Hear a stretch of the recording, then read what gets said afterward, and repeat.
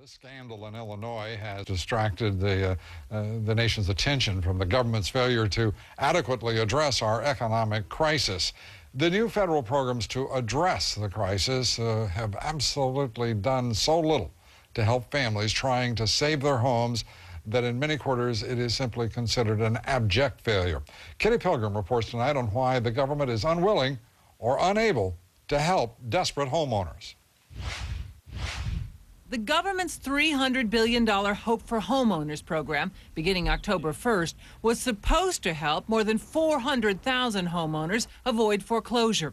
Today, officials at Housing and Urban Development admitted the program has helped only about 100 people so far.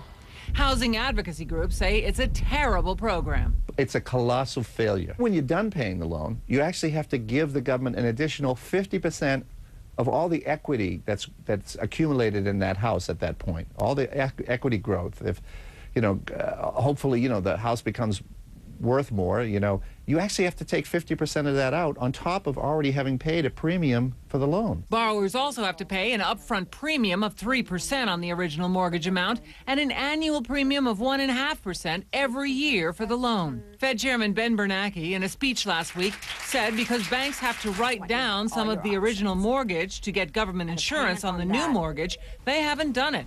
Bank participation is completely voluntary. Some lenders have expressed concerns about its complexity and cost, including the requirement in many cases to undertake substantial principal write-downs. As a result, participation has thus far been low. Bernanke proposed a series of new incentives to make it more attractive for banks to offer the loans. It is emblematic of what has been wrong with the government's approach for well over a year now. Literally every few weeks for over a year, they have to go back to the drawing board. Now, Bernanke has said the government could share the losses with banks if the borrower defaulted on the new loan and could potentially pay $1,000 for every loan modification.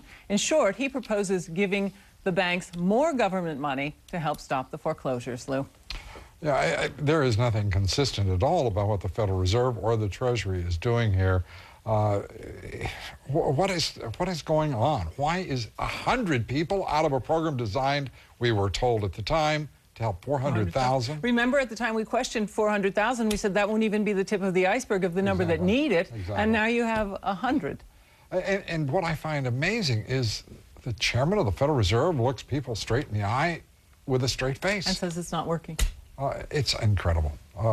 This country, we have a few questions to answer. Thank you very much, Kitty Pilgrim.